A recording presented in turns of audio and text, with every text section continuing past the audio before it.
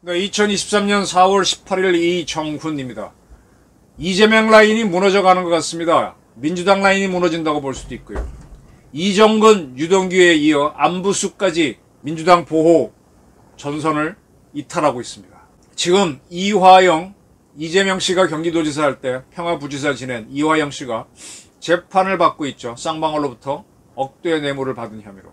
뭐 여러 가지 건으로 지금 이화영 씨는 걸려 있는데, 그 재판에서 안부수 씨, 뭐 대북 사업했다는 사람이 나와가지고 이화영이 내게 허위 진술을 부탁했다.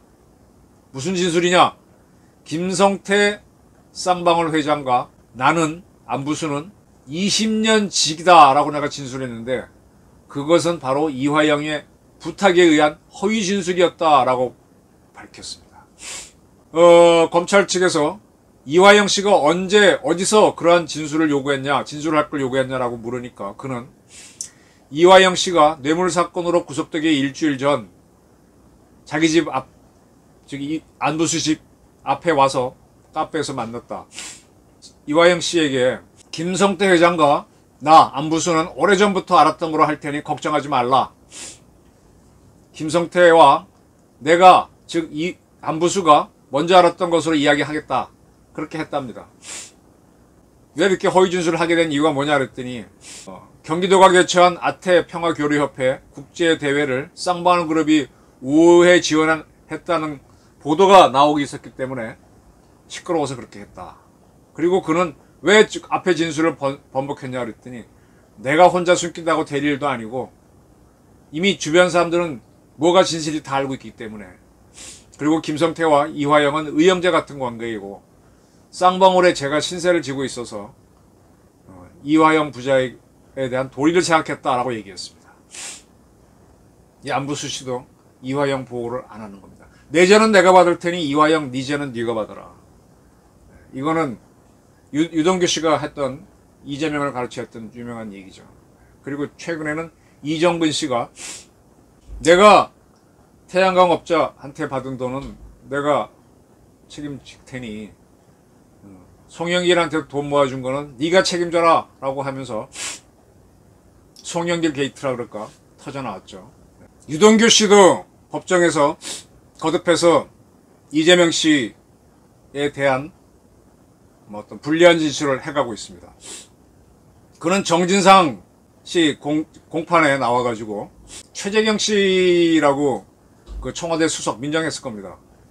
그 사람을 이재명 씨에게 소개한 바 있다. 김만배로부터 최재경을 소개받아 여러 번 만났다. 이재명 씨한테 직접 소개했다라고 밝혔습니다. 최재경 씨는 이 대장동 게이트에 관련 인물로 이름이 거론됐었죠.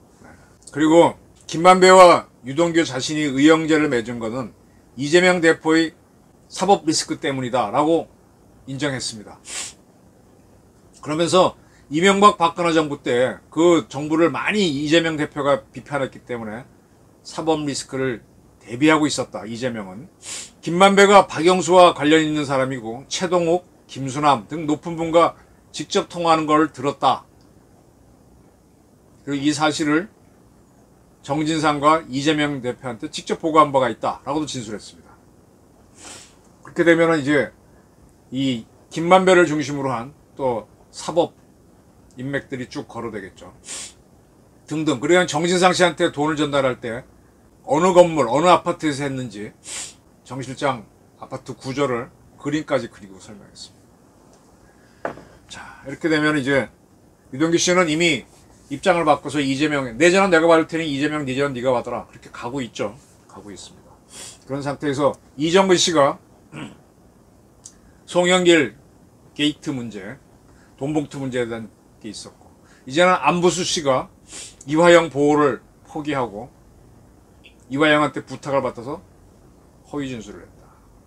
또 성남FC 관련해서 보게 되면 거기서도 허위 진술을 했다. 짜고 부탁받고 했다. 그런 얘기 나왔죠. 네. 이런 걸 보게 되면 이재명 또는 민주당 라인이 무너져가는 것 같습니다. 아마 이재명 씨가 당선됐다면 이런 일은 절대로 없었을 겁니다. 근데 지금 돌이켜보게 되면 지난 대선을 앞두고 민주당 경선을 다시 한번 봐야 돼요.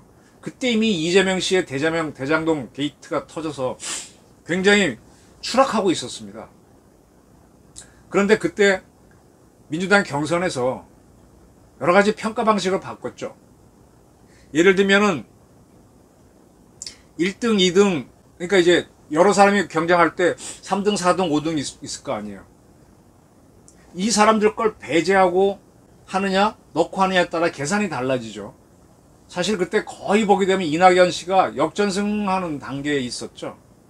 근데 그 룰을 송영길 씨가 대표로 있으면서 이재명이 유리한 쪽으로 만들어졌죠.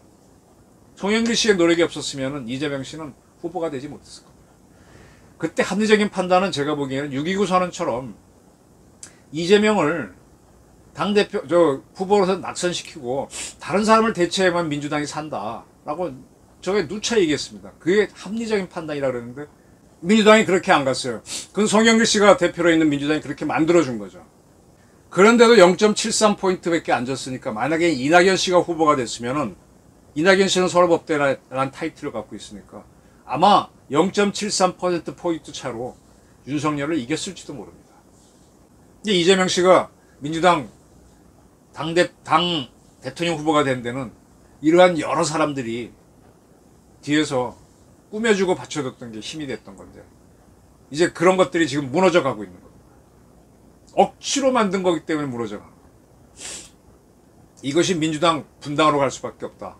민주당 폭망으로 간다. 저는 그렇게 예측하는 거고요. 너무 빠른 예측인가요? 기자의 촉이라는 게 의외로 정확합니다.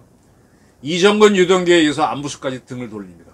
근데 지금 시점이 윤석열 대통령 인기가 매우 좋은 시점이라면 그럴 수도 있어요. 근데 윤석열 대통령 지금 지지도가 20%까지 떨어졌죠. 아주 바닥입니다. 인데도 이렇게 무너지는 건 뭡니까? 팩트로서 빠져나갈 방법이 없다는 겁니다. 지금 이재명 씨는 자기가 살기 위해서 송영길 들어오라, 책임을 져라라 그랬습니다. 아까 말씀드린 송영길 씨는 이재명 씨가 민주당 대통령 후보가 될 수 있도록 룰을 바꿔준 사람입니다. 그 다음에 개항을 비워줘서 국회의원이 될 수 있는 길을 열어줬습니다. 그런 그에게 돈목두 사건은 네 거니까 당신이 책임지시오 하게 되면 송영길은 반발하겠죠. 이제 송영길과 이재명의 싸움이 벌어질 겁니다. 둘이 쌍끌이로 민주당을 폭망으로 몰고 갈 것 같습니다. 아니면 분당이 탈당을 하고 난리가 나가라.